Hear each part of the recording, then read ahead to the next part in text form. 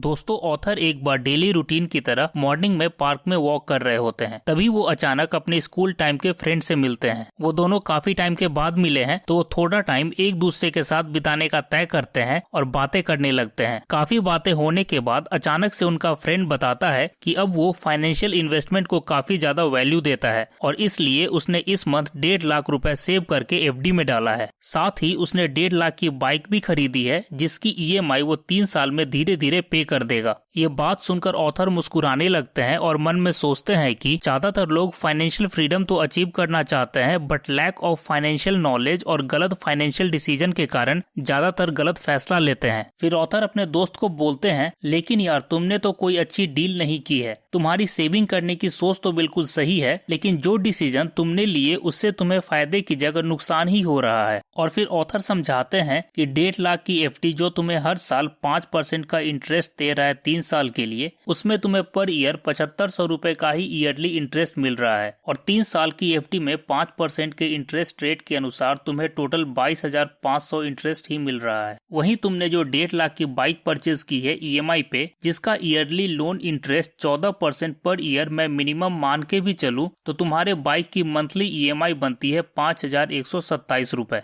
और total 3 years का interest amount बनता है 34,572 रुपए और तुम्हारे बाइक की total cost with interest amount होती है 1,84,572 रुपीज। और इतना पे करने के अलावा भी तुम्हें इसके ऊपर से छोटे मोटे चार्जेस जैसे प्रोसेसिंग फी पे करना होता है। यानी जहां तुमने अपनी एफडी से 3 साल में 22,500 का इंटरेस्ट गेन किया, वहीं दूसरी जगह तुमने 34,572 रुपीज का बाइक इंटरेस्ट भी पे किया। यानी 3 साल में जितना तुमने सेव नहीं किया उससे ज्यादा तुमने पे किया, जो कि एक फाइनेंशियल लॉस है। इससे अच्छा तो ये होता कि तुम उस 1.5 लाख से डायरेक्ट बाइक परचेज कर लेते और अपनी 14% इंटरेस्ट को सेव कर लेते और जिस सैलरी अमाउंट को तुम बाइक के ईएमआई पे खर्च करने को रेडी थे यानी 5,127 रुपीज, उसको तुम स्लोली अपने सेविंग अकाउंट में सेव कर लेते। तो दोस्तों इससे ये पता चलता है कि हम जाने अनजाने में छोटे फाइनेंशियल गोल को अचीव करने के चक्कर में बड़ी फाइनेंशियल मिस्टेक कर जाते हैं और अच्छा वेल्थ बनाने से या अमीर बनने से चूक जाते हैं।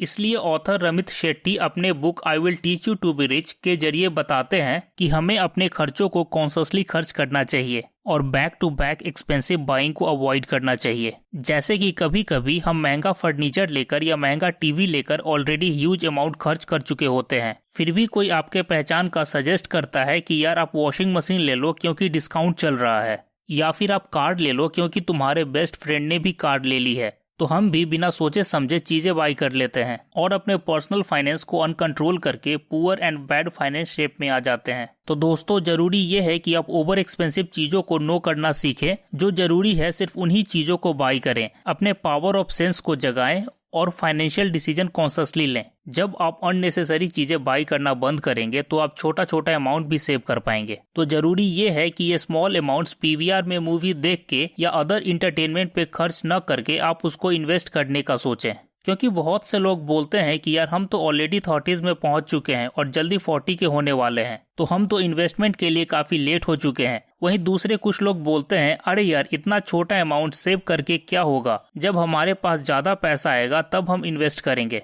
तो यार जरा आप खुद ही सोचो कि आप अमीर तो बनना चाहते हो, लेकिन फाइनेंशियल फ्रीडम अचीव करने के लिए आपका कंट्रीब्यूशन इसमें क्या है। तो हमें ऐसा नहीं करना है दोस्तों। इससे कोई फर्क नहीं पड़ता कि कल आपकी एज क्या थी और आज आप किस एज में हैं। आप कभी भी इन्वेस्टमेंट स्टार्ट करने के लिए लेट नहीं है और आप कभी भी इस चीज का वेट न करें कि आपके पास लाखों आएंगे तो आप इन्वेस्ट करेंगे। बस कुछ बेसिक फाइनेंस स्टेप्स पे ध्यान रखें, जैसे कि अपने सारे लोन को पे ऑफ करें, स्मॉल इन्वेस्टमेंट से स्टार्ट करें जैसे कि एसआईपी, म्यूचुअल फंड, और उसको ऑटोमेटिक मनी सिस्टम पे सेट करें ताकि आपकी मंथली इन्वेस्टमेंट आपके अकाउंट से होती रहे। हो सके तो पैसिव इनकम जनरेट करें फ्रीलांसिंग वर्क के जरिए। उन्हीं क्रेडिट कार्ड को कंसीडर करें जिसमें आपको ज्यादा रिवॉर्ड्स या बोनस पॉइंट्स मिले। साथ ही मल्टीपल चैनल सब्सक्रिप्शन न लें, क्योंकि मैंने अपने कुछ दोस्तों को देखा है जिनके पास सेम टाइम पे Netflix, Amazon prime, Disney Hotstar सबका मंथली सब्सक्रिप्शन होता है। वैसे तो ये उनकी मर्जी है बट मेरे लिए वेस्ट ऑफ मनी है दोस्तों, क्योंकि न तो हमारे पास इतना टाइम होता है कि हम वो सब सब्सक्रिप्शन देख पाएं।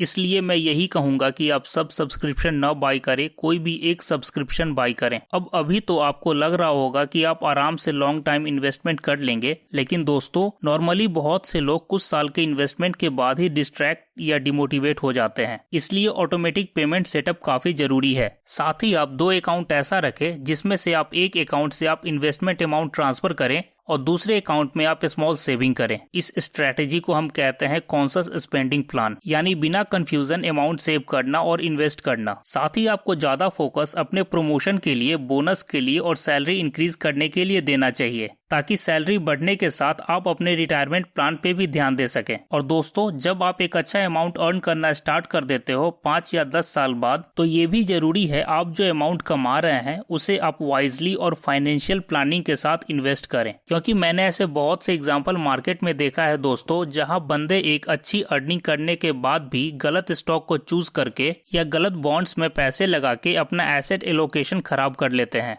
न तो उनमें स्टॉक चूज करने की समझ होती है और न इन्वेस्टमेंट फंड चूज करने की नॉलेज होती है। उनको कोई मतलब नहीं इस बात से कि एक अच्छा पोर्टफोलियो किसे कहते हैं, पोर्टफोलियो डाइवर्सिफिकेशन से क्या बेनिफिट मिलता है, डिविडेंड से कैसे इनकम कमाते हैं और एक अच्छा इन्वेस्टमेंट प्लान कैसे चूज करते हैं। वो बस इधर उधर से मार्केट न्यूज देख के, किसी दोस्त या रिलेटिव की बातें सुन के अपना पैसा किसी भी इन्वेस्टमेंट फंड में लगा देते हैं और बाद में एक भारी लॉस उठाते हैं और बाकियों को भी बोलते हैं कि इन्वेस्टमेंट करना सही नहीं है, जबकि उन्होंने खुद कोई नॉलेज या रिसर्च नहीं की होती है। वैसे आपको घबराने की जरूरत नहीं है दोस्तों, क्योंकि मैं बहुत जल्द ही इंडेक्स फंड के बारे में और डाइवर्सिफिकेशन इंपॉर्टेंस इन इन्वेस्टमेंट के बारे में और एक अच्छा एसेट एलोकेशन के बारे में डिटेल्ड वीडियो लाने वाला हूँ, जिससे एटलीस्ट आपको इन टॉपिक्स के बारे में कोई कंफ्यूजन नहीं रहेगा और आप एक अच्छा इन्वेस्टमेंट नॉलेज गेन कर पाएंगे। तो इसके लिए आप चैनल को अभी सब्सक्राइब कर लीजिए ताकि आपसे कोई वीडियो मिस ना हो। तो जैसे मैं आपको बता रहा था दोस्तों कि आपको अपनी इन्वेस्टमेंट मनी मैनेजमेंट वाइज करनी चाहिए। कहने का मतलब है कि आपको इन्वेस्ट करना चाहिए इंडेक्स फंड में, म्यूचुअल फंड में, और आप थोड़ा रिसर्च करके अच्छे बॉन्ड या स्टॉक भी बाय कर सकते हैं। और ये इन्वेस्टमेंट प्लान जरूरी नहीं है कि आप रिटायरमेंट के गोल के लिए ही करें। आपका टारगेट कुछ भी हो सकता है, जैसे कि marriage plan, higher education plan, car buying plan and house plan. दोस्तों, आपको बहुत से ऐसे एग्जाम्पल मिल जाएंगे जिसमें बहुत से मिलेनियर ने पैसा कमाया है, लेकिन क्योंकि उन्होंने अपने अर्निंग को ग्रो करने के लिए कोई फाइनेंशियल एजुकेशन नहीं ली,